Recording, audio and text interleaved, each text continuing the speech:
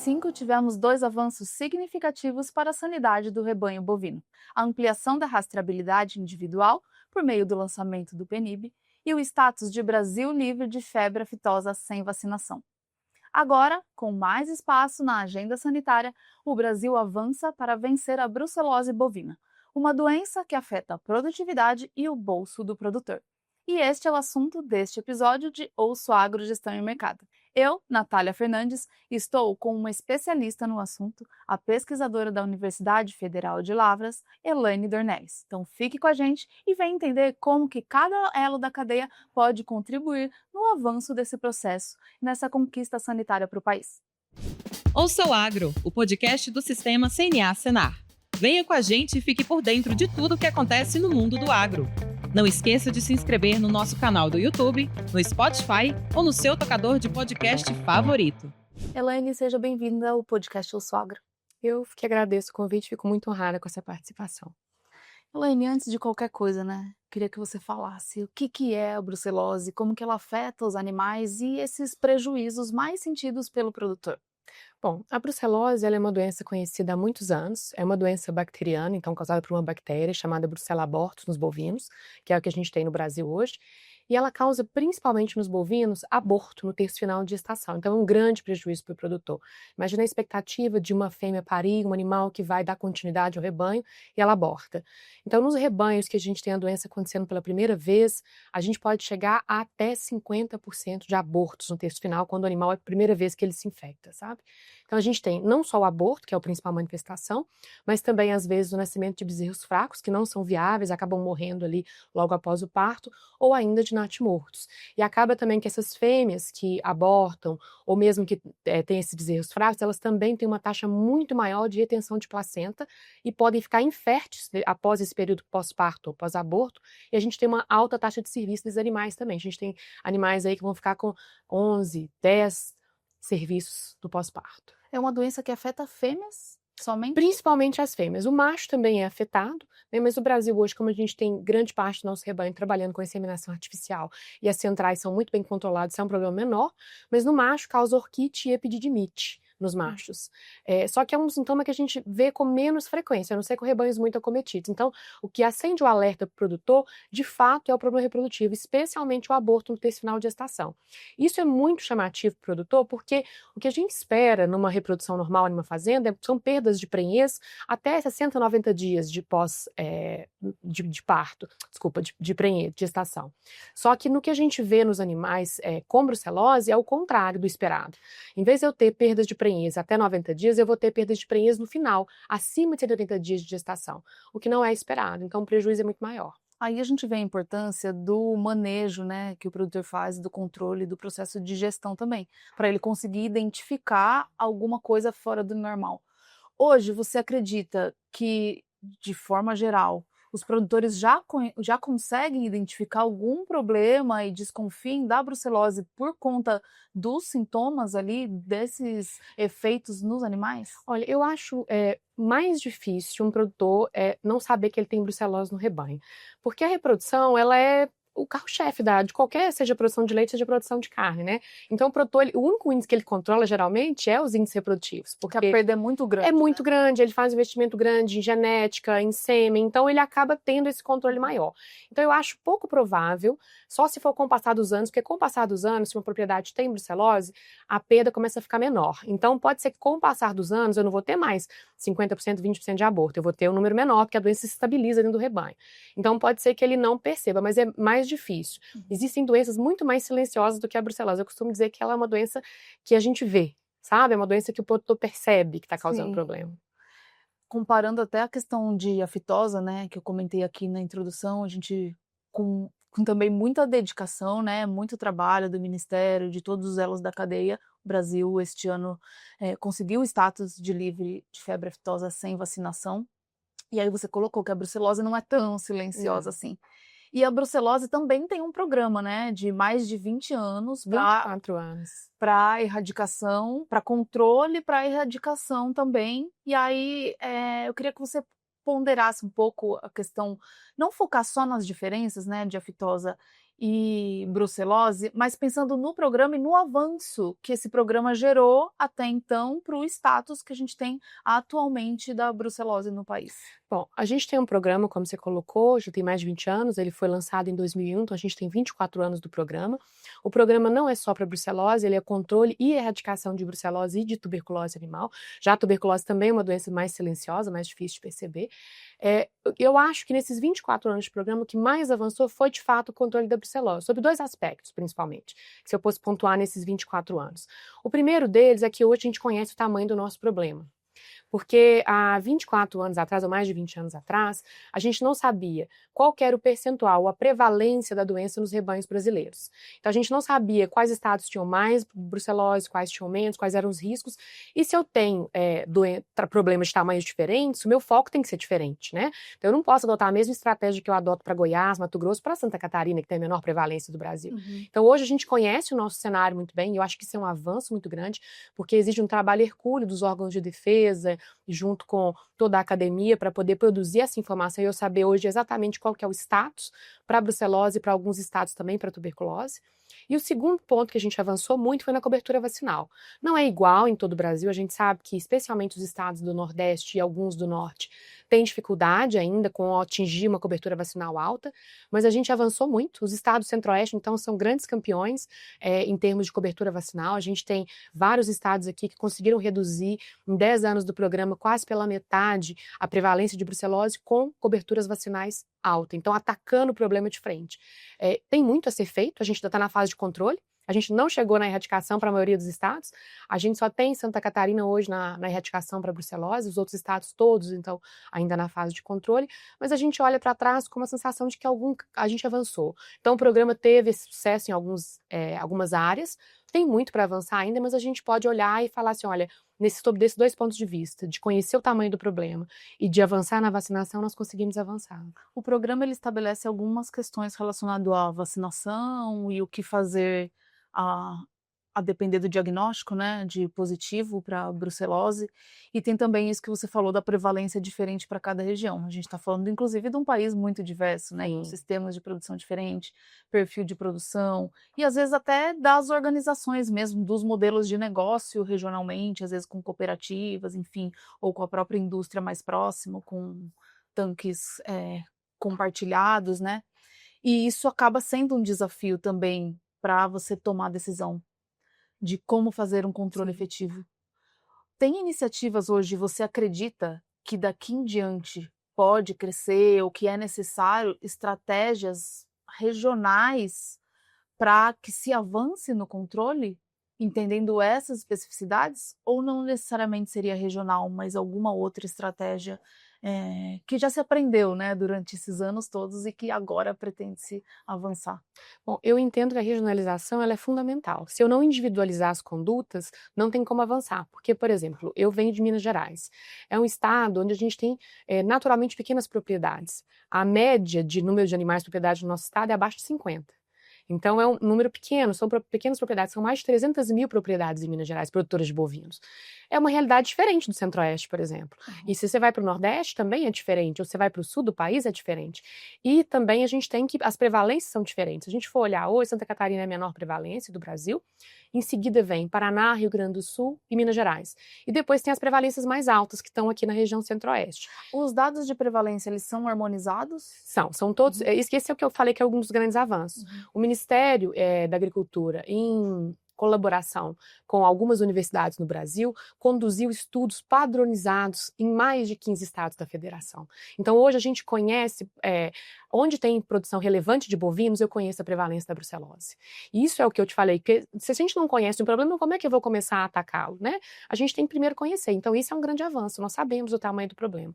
Então, a gente consegue, com a informação acumulada nesses anos, dividir hoje o Brasil em áreas que já estão na erradicação, Santa Catarina, as que estão próximos, que estão nessa fronteira, que tem que decidir avançar para isso e vão precisar adotar novas estratégias que não só a vacinação, e eu tenho os estados que ainda têm que investir massivamente em vacinação, que são aqueles onde a prevalência é muito alta. Por exemplo, acima de 10, 12, tem estados com 30% de prevalência de rebanho hoje no Brasil. Então, eu acho que regionalizar é fundamental, entender quais são as nuances do sistema produtivo, da prevalência de cada região. E aí, trabalhar com os atores, né? Por exemplo, outra particularidade, vários estados brasileiros têm produção de queijo artesanal. E o queijo artesanal, geralmente, é feito de leite cru. Se ele é feito de leite cru, tem um problema de possível transmissão da bactéria que causa brucelose pelo queijo, né?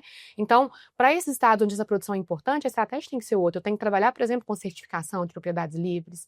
Mas para os estados que produzem leite fluido, na maioria, ou que produz muito mais carne, talvez essa não seja uma necessidade premente. Então, é fundamental regionalizar essas divisões. E eu acho que a gente já caminha para isso, porque com o regulamento técnico novo do programa, desde 2017, ele já pressupõe classificação de risco para os estados. Então, pode-se usar essa classificação para adotar medidas similares para quem tem risco similar, por exemplo. Você sabia que a vacinação contra a brucelose será a porta de entrada para a rastreabilidade individual dos bovinos no Brasil? Em 2025, o país deu um passo histórico para a consolidação da rastreabilidade individual dos animais em todo o território nacional por meio da implementação do Programa Nacional de Identificação Individual de Bovinos e Búfalos, PNIB. As informações sobre as fêmeas de 3 a 8 meses, incluindo idade, movimentações entre propriedades, ocorrências sanitárias e, crucialmente, os registros de vacinação, deverão ser inseridas em uma base de dados nacional única a partir do início de 2030. Esse avanço fortalece a defesa agropecuária, melhora o acesso a mercados e coloca o Brasil entre os países com sistemas modernos de sanidade e rastreabilidade. Tudo começando pelo cuidado essencial: vacinar. Eu já vou entrar na questão de certificação, que é importante a gente falar disso, mas antes eu queria dar um passo atrás e entender os passos de quando o produtor identifica ou não que tem brucelose. Porque tem a vacina hoje, que está aí difundida nacionalmente, que o produtor tem que vacinar, já vacina o seu rebanho, tem mais de uma vacina, né? Então o produtor faz a vacinação, ainda assim pode ser que ele tenha brucelose. O que você entende que são os principais riscos do produtor, o principal start, né, o início de risco para os produtores hoje, que já fazem a vacinação e ainda assim podem ter casos de brucelose no rebanho, e o que você também vê de iniciativas e estratégia, pode ser de um produtor ou de um estado, para conseguir minimizar esse risco no rebanho, esse risco da brucelose no rebanho. Bom, a gente pode dividir da seguinte forma: a gente tem aquelas ações que são obrigatórias, porque existe um programa nacional e ele tem ações que são obrigatórias, e aquelas que a gente recomenda, que são para além daquelas obrigatórias. Hoje, o que é obrigatório dentro do programa que todo produtor de bovino no Brasil tem que fazer? Vacinar as fêmeas entre 3 e 8 meses de idade. Hoje o produtor já tem flexibilidade, ele pode escolher vacinar com a B19 ou com a RB51, então é uma escolha do produtor junto com o técnico que assiste aquela propriedade. Ele não precisa, ele pode escolher qual vacinar. Pode, desde 2017 ele pode escolher qual vacina se adequa melhor ao seu sistema de produção. E, por exemplo, para animais precoces que vão entrar em reprodução aí com 12, 13, 14 meses, no geral é mais recomendado vacinar com a RB51. Por quê? Porque eu posso testar esse animal antes dele vir a parir. Né? Se eu ter vacinar com B19, eu só posso testar o animal acima de 24 meses. Se esse animal é um animal precoce, ele já pariu há muito tempo, então ele já pode ter feito um estrago no rebanho. Então, existe uma recomendação, que não é da lei, né? A lei diz que a gente tem que vacinar obrigatoriamente com B19, mas a critério do produtor e do técnico pode substituir a vacinação com B19 por RB51. E esse eu acho que foi uma flexibilização importante do programa, nessa renovação do regulamento técnico. Então, a vacinação é obrigatória e o teste só é obrigatório para o animal que transita com fins de reprodução. Então, por exemplo, vai para uma exposição, para um concurso leiteiro, para uma feira, para um leilão, tem que ter exame negativo se for acima de 24 meses e vacinado com B19. Ou acima de 8 meses vacinada com a RB51. Fora isso, o produtor não é obrigado a testar. Então, se a gente tem uma fêmea que nasce e morre na propriedade, ela pode passar a vida inteira sem ser testada. Então, obrigatório é só isso. Comercialização, então, ele também é obrigatório antes de comercializar. Antes de comercializar, sim. Então, se você vai vender um animal para reprodução para uma outra propriedade, tem que testar. Né, dadas essas questões de idade que eu comentei. Agora, o que é recomendado? Né? Eu trabalho muito com consultoria para algumas propriedades e com consultorias em biosseguridade e em sanidade do rebanho. A gente recomenda, no mínimo, um teste anual do rebanho, É importante fazer isso para saber como é que está o status, não só para brucelose, como para tuberculose, para você entender. E no caso de aquisição de animais, porque eu costumo dizer que nenhuma doença entra voando na propriedade, ela entra com a aquisição de animais. Então, o principal risco de introdução de doenças novas no rebanho, não estou falando só de brucelose, é a compra, é ali que é o gargalo. Então, na hora que você vai comprar, o ideal é ter 2 testes. Um na propriedade de origem, aí você aguarda 30 dias, pelo menos, e repesta o animal. Os 2 exames dando negativo, você introduz no seu rebanho. E ainda assim, vai introduzir um animal, como hoje é permitido revacinar, mesmo que o produtor de origem fale, não, eu vacinei, você veja a marca na cara do animal, revacina.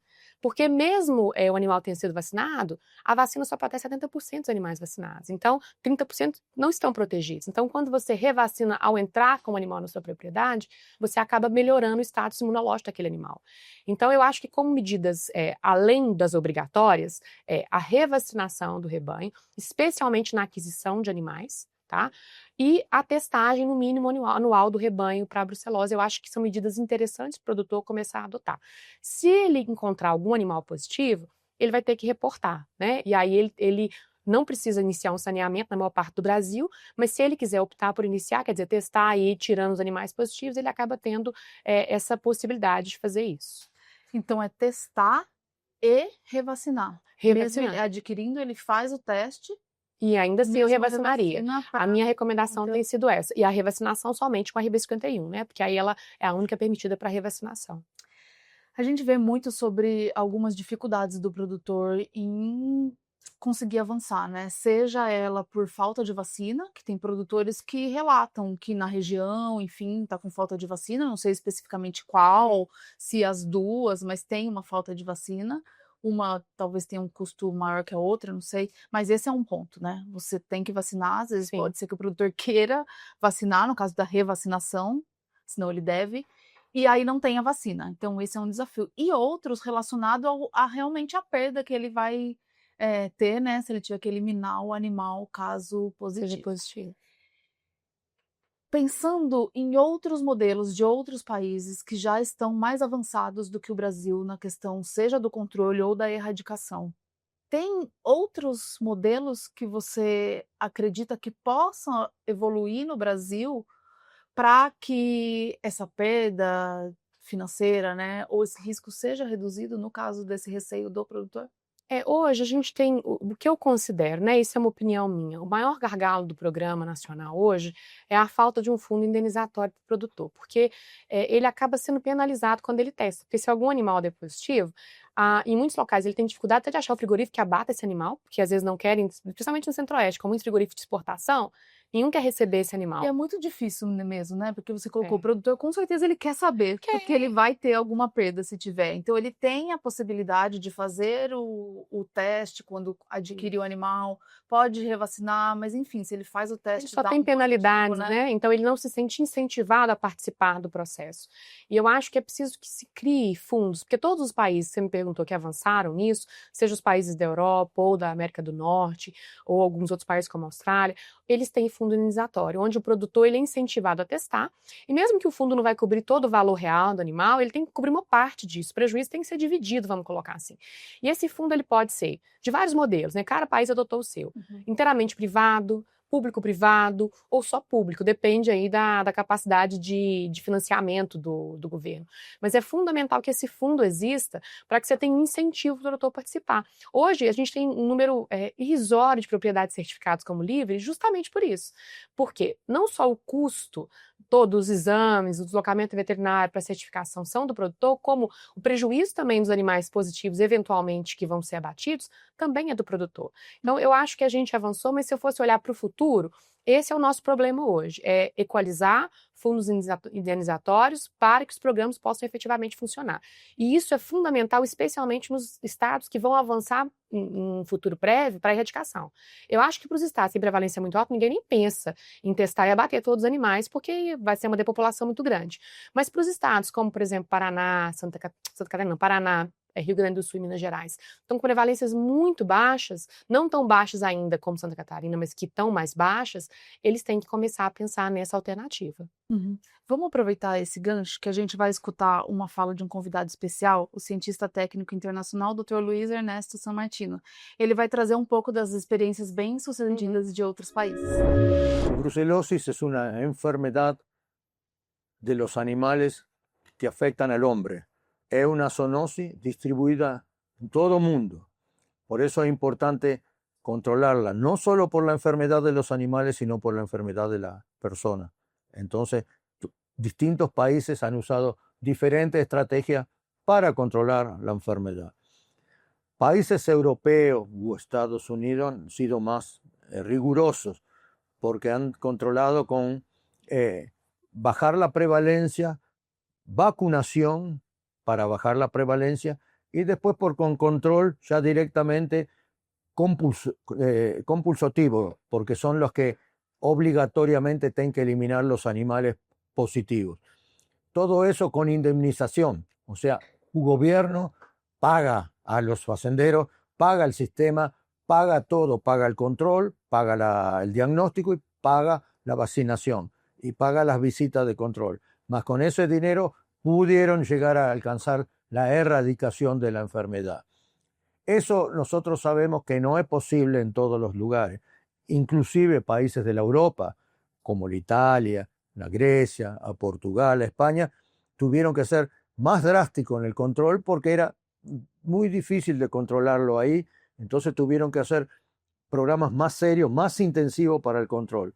Incluso en Estados Unidos pasó lo mismo, que ainda tiene brucelosis en algún estado porque limita con otros estados que hay animales silvestres que tienen brucelosis y no pueden controlar, no pueden eliminar porque no pueden matar al animal silvestre por problemas obvios que es imposible hoy en día. Países más en Latinoamérica ya cuesta un poco más, ya es más difícil porque si bien las medidas de control, todo el mundo sabe que tienen que vacunar y que tienen que colectar sangre, que tenga que diagnosticar y lamentablemente en esta enfermedad un animal positivo tiene que ir a abate, tiene que ir a matadero, frigorífico, lo más pronto posible para eliminar, porque es una enfermedad, porque el animal produce aborto, puede tener aborto, puede eliminar la brucela y perpetúa la enfermedad. Entonces cuando diagnostica positivo se tiene que ir. Eso trae alguna dificultad, porque el facendero no quiere un animal productor, tiene muy buena producción de leche, dice, no quiero, tengo que esperar, va a esperar. Y si vos espera con esta historia de la brucelosis, la brucela siempre va a ganar, va a salir primero, no le da tiempo y va a contagiar a otros animales. Entonces en América Latina han hecho distintos programas, algunos más compulsivos, como Chile, como Uruguay, que hay un control estricto de los animales positivos y se van rápidamente. Tienen buen sistema diagnóstico y buen porcentaje de vacunaciones muy alta. Los países que no vacunaron mucho tienen dificultades. Hay países en América Latina que no tienen vacunación, menos 50%. Eso es que esa no va a tener un control de la enfermedad. Tienen que vacunar. Tenemos 2 vacunas, estirpe 19, estirpe RB51. Es una herramienta importante que tienen que aplicar. De base en las becerras, vacunar obligatoriamente toda becerra es importantísimo. Es la base de la inmunidad. Si usted tiene inmunidad de pequeño, como hacen con nosotros, seres humanos, usted tiene buena inmunidad. Después puede reforzar cuando es adulto. Ahí está perfecto. Y cada país va a adoptar la medida de vacunar adultos o no, es de acuerdo a la incidencia. Y cada país de toda América Latina vio la prevalencia que tiene, muy poco, como por ejemplo, un Brasil tiene que hacer. Hay estados con mucha prevalencia, otros con poca y otros con nada. Bueno, la medida sanitaria va a ser diferente. Uruguay y Chile, la diferencia, Chile puede controlar, pero tiene 6 millones de animales, tiene poco. No va a comparar con un Brasil o Argentina que también tiene muchos animales. Entonces en una zona están concentrados los animales. Por eso Chile está cerca o perto de ser libre de brucelosis bovina. Uruguay también tiene 1% de brucelosis bovina. Uruguay, además de vacunar, de controlar, va y hace control en frigorífico, en matadero. Todo animal que se sangra, que se colecta sangre, en el matadero se hace análisis. Entonces, volta para a fazenda se encontró positivo y encuentra cuál es. Y ahí controla. Es una metodología muy buena esa también. Pero de vuelta, Uruguay es pequeño, tiene el tiempo de ir y voltar a la fazenda, vuelta, identifica y entonces se llama interdicción de un predio de que está infectado hasta que puede controlar. Otros países tienen más dificultad. Depende de las cosas, depende de la ganadería o la implicancia del gobierno. El gobierno tiene que comprometerse con el Estado y también la Asociación de Facenderos. Como se llame, el facendero tiene que conocer el programa, tiene que saber que es una cosa para beneficiar, o vacunación y el control. Entonces eso lo tiene que conocer muy bien. Otros países, el Estados Unidos fue muy interesante, porque Estados Unidos puede asimilar a países con mucha ganadería como Brasil y Argentina.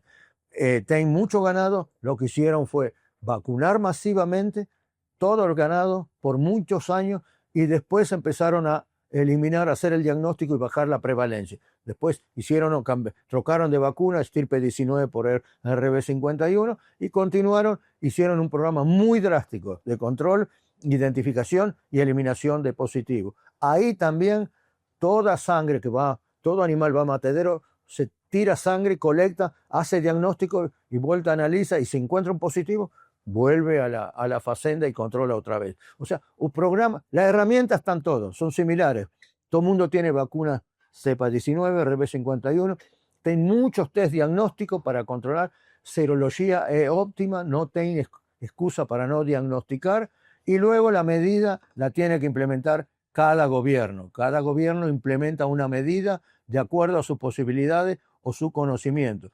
Y ahí va a ver si tiene también, además de control y eliminar los positivos, si hay una compensación, aunque sea pequeña, pero darle un estímulo al facendero que está trabajando y que diga, bueno, el gobierno me da un estímulo, yo puedo eliminar ese animal y tengo un estímulo económico que me ayude.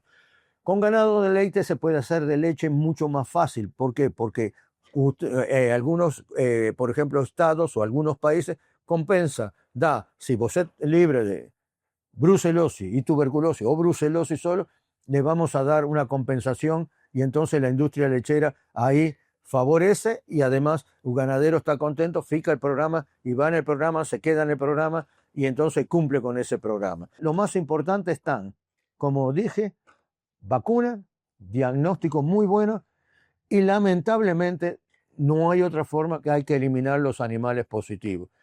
Y cuando los elimina también es importante porque no tienen que pasar mucho tiempo. Todos los países saben, controlan y tienen esas herramientas para usar. Ahora hay que aplicarlas. Es insólito o no se entiende por qué países vacunan poco, porque está la vacuna. No es una cosa cara. Si ve cuándo sale una vacuna y cuánto cuesta un animal. Es una cosa que no tiene que complicar la vacunación. Y con eso tiene una prevención importante. Eso va a depender de cada país. Por eso Brasil, como Argentina, todo eso, vacunando va a ayudar. No va a controlar, no va a erradicar, pero va a ayudar mucho en el control de la enfermedad. Y después puede vacunar de adulto. Ahora hay vacunas como la RB51 que puede vacunar o revacunar de adultos donde las zonas de prevalencia son más importantes. Eso sí, con certeza. Agora, voltando aqui, né, Helene, em relação à iniciativa privada. Tem casos de países que, de alguma forma, também dividiram esse custo aí, né? E a iniciativa privada pôde contribuir com esse processo aí de controle de erradicação.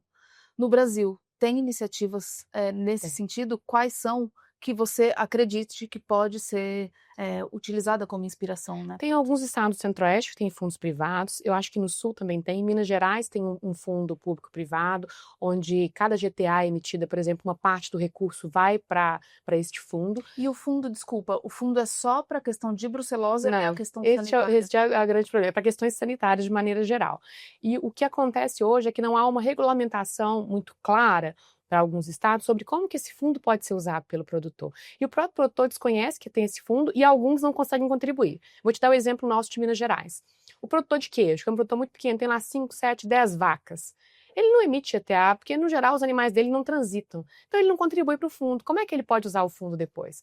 A gente precisa pensar nessas questões regionais que a gente está falando, de como incluir todo mundo para que todos possam contribuir e também possam usufruir desse. E também ter uma contabilização de qual que é a expectativa que a gente tem de fato, se todo mundo resolver testar os animais. Vamos supor que a gente tivesse uma adesão grande de certificação ou de teste maior. Qual que era o montante que esse fundo deveria ser? Em quanto tempo eu preciso para atingir esse valor e aí eu poder incentivar todo mundo a testar? Eu acho que essas são iniciativas que a gente tem que pensar daqui para frente. Eu já vejo elas acontecendo, mas de maneira um pouco, talvez, desordenada ainda e não coordenada. Eu acho que esse é o nosso futuro. E agora, como você colocou, a gente podendo tirar um pouquinho o foco da aftosa, talvez todo o nosso serviço de defesa, os agentes privados, possam se dedicar um pouco mais a pensar como que a gente vai estruturar esse fundo para brucelose e para tuberculose. No geral, eles são estaduais, né? No geral, são estaduais. São. Uhum. Não, eu desconheço um fundo nacional. Os fundos que existem hoje no Brasil são fundos estaduais. Pensando aí agora numa perspectiva de tempo, né? Quanto tempo o Brasil poderia esperar uma erradicação ou, se não, um controle mais efetivo? Até pegando exemplo de alguns estados que estão mais evoluídos, como você já comentou, Santa Catarina, também o Paraná, e de outros países. Porque, querendo ou não, tem muitos estados mesmo, ou países que vacinam, que fazem teste e que ainda assim não conseguiram a erradicação. Sim. Onde você acredita que está o maior desafio para conseguir avançar? O maior desafio nosso no Brasil é a gente não poder considerar o país como um todo. Eu falar, o Brasil vai ser erradicado de brucelose, não consigo pensar isso. Eu realmente não consigo pensar. Eu trabalho há quase 20 anos com brucelose e eu não consigo ver esse cenário. Eu acho que a gente pode pensar, assim como foi a seja, aftosa. é muito mais difícil de erradicar do que a aftosa. Não, muito pelo contrário até, eu acredito. Todos os serviços de defesa do mundo inteiro são organizados para a aftosa, que é o desafio maior. Se você se organiza para a aftosa, você consegue trabalhar com as outras doenças que são mais simples. Só que a gente foi também aftosa por etapas, a gente não foi o país inteiro de uma vez. E vai ter que ser assim para a brucelose também. Nós vamos ter que ir galgando regionalização, status diferentes para cada região, e aí vamos ter que pensar como evoluir para o país inteiro. Eu acho que a gente tem que avançar com medidas de controle para os estados que têm maior prevalência e continuar com essas medidas, reforçando. Alta cobertura vacinal, testagem na movimentação animal e focar nas medidas que são o básico. Para os estados que estão na prevalência mais baixa, esses estados que têm que decidir o que eles querem fazer.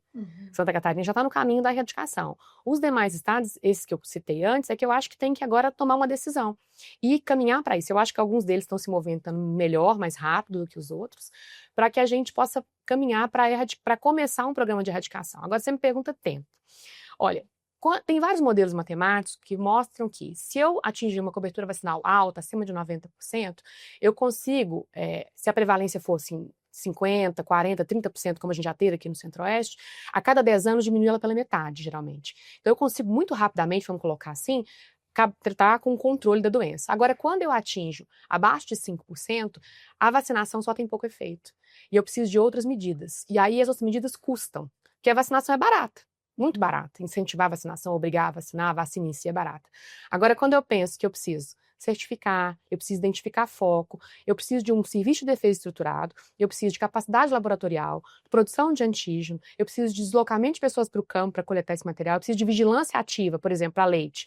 Coletar leite nos laticínios e fazer exame, ou no frigorífico, né, no caso dos animais de abate. Então, eu não consigo te pensar em anos que levaria isso, porque depende de qual é a estrutura de cada serviço de defesa. E o quão empenhado cada serviço de defesa estará em controlar ou erradicar a brucelose. Então, se for investido recurso humano, recursos materiais, em infraestrutura, em planejamento suficiente para uma vigilância ativa, eu acredito que em pouco tempo.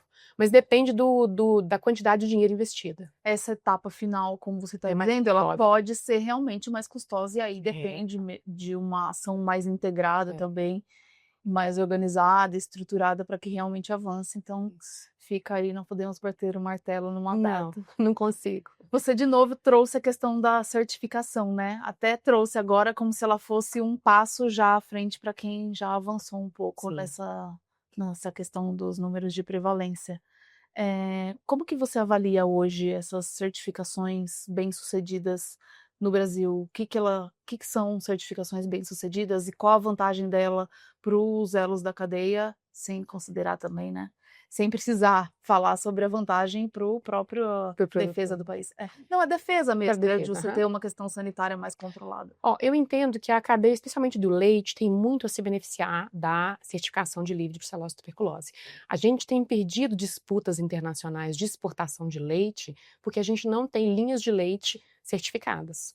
Então, para a exportação de carne, então, talvez isso não seja um grande gargalo, como é a aftosa. Mas quando a gente pensa em leite, a gente não pode pensar em daqui a pouco a gente vai ser superavitário na produção de leite, a gente vai fazer o que com esse leite excedente?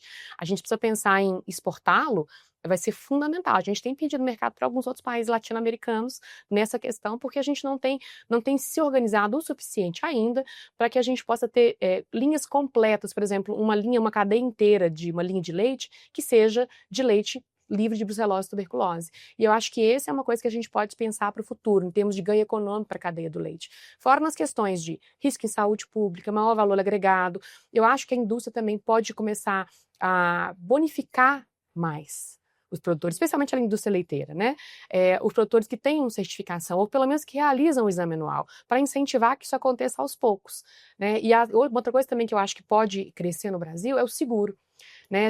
Como se faz um seguro de um carro, de um móvel, de um imóvel, você pode fazer um seguro dos animais. E aí, dentro do sistema de cooperativas, uma outra questão que eu vejo crescer, ou pelo menos ser fomentada no Brasil, é você segurar os animais, e aí, se der positivo, você acaba tendo um fundo que não é público, mas ele é privado, que vai te ressarcir naquele problema. E aí você pode começar a pensar em criar uma cadeia inteira de leite que seja livre, né, de brucelose. A certificação realmente parece ser um caminho É. que até brilha os olhos do produtor, né? Porque ele não está ali trabalhando dentro de uma obrigatoriedade, mas ele está querendo, né, avançar e obter aquela certificação.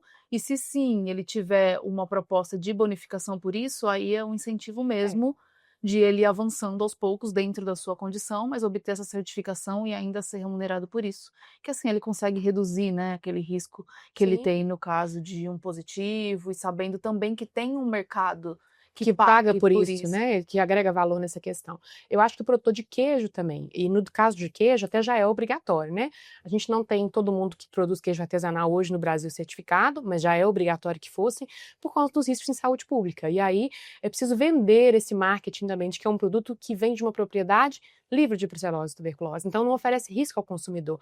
E como a gente tem visto nossos queijos ganhando prêmios internacionais, não só de Minas Gerais, mas de outras regiões do Brasil também, eu acho que é preciso investir nessa questão também. E aí você comentou outro ponto que é a questão internacional, né? Uhum. Realmente o Brasil ainda não exporta Leite. leite. Mas é estratégico, a gente vê aí com casos de várias outras cadeias Sim. produtivas, que você ter a possibilidade de exportar ou fazer um outro direcionamento, mas nesse caso que a gente está falando é de exportação, em alguns momentos do ano pode ser vantajoso e aí Sim. fica com uma estratégia positiva de comercialização para o produtor. Ter a alternativa de também exportar, se ele começa a trabalhar inclusive na questão de qualidade, enfim, atender esse mercado, ter essa demanda mais consolidada, Sim, dá uma segurança maior para o negócio, né? com certeza. Mas a gente vê que ainda tem um passo a se avançar. Só antes de a gente terminar, Elaine, não tem nenhum hoje processo que você falou da cadeia toda no Brasil certificada para que consiga exportar? Ou tem modelos já que conseguiria fazer essa exportação? Não é do meu conhecimento que a gente tem uma linha, porque você precisa ter uma linha inteira, né, que vai estar captando só leite de produtores que são certificados. Eu sei que teve uma iniciativa dessa no Sul, mas eu não sei se ela foi para frente. Em Minas Gerais, eu trabalho mais próximo da indústria, então eu sei que tem um movimento querendo que se faça isso, porque Minas Gerais é o maior produtor de leite do Brasil hoje, né? A gente responde por 27% do leite produzido no Brasil, mas a gente ainda está em conversas para que isso aconteça, sabe? Porque eu sei que existia uma possibilidade que nós acabamos perdendo para um outro país da América Latina por conta disso, porque a gente não tinha essa linha de leite inteira já certificada. Então, é preciso pensar em ter uma planta que receba só leite, ou pelo menos processe em determinado momento leite de produtores que sejam livres, que você garante que aquele leite seria exportado, por exemplo. E para a gente encerrar agora, Elaine, deixa um recadinho para o produtor rural com uma recomendação sua, né? Tanta experiência que você tem aí no setor, do que você acredita que realmente pode fazer a diferença para que ele também seja parte, né, dessa nova fase do país para controle da brucelose? Bom, o que eu acho que o produtor tem que fazer é se manter firme no programa, fazer a vacinação. E quando o produtor fala assim comigo, a vacina é cara, professora. Cara não é a vacina, cara é a dose de sêmen que a gente usa, é um bezerro que a gente perde, então a vacina é um custo ínfimo perto disso. Então vamos continuar investindo na vacinação, pensar na aquisição de animais, que é a principal forma de entrada da doença no rebanho, e avaliar a possibilidade de testar anualmente o rebanho para que o próprio produtor conheça qual que é a sua situação. Porque o pior são os problemas que a gente desconhece, aqueles que a gente conhece não pega a gente de surpresa. Obrigada, então, professora. Parabéns agradeço. pela sua atuação aí em prol do setor e desenvolvimento dessa parte sanitária. Agradeço sua participação aqui no podcast Eu Sou Agro. Muito obrigada. Você que ficou com a gente até aqui, fica com esse recado, né, da Elaine, com tanta experiência aí, compartilhando o que ela já vê na realidade e que pode ser efetivo e ajudar cada um de vocês, produtores rurais, que estão na linha de frente, enfrentando esse e outros desafios. Muito obrigada por ficar com a gente até aqui. A gente se vê no próximo episódio. Tchau, tchau.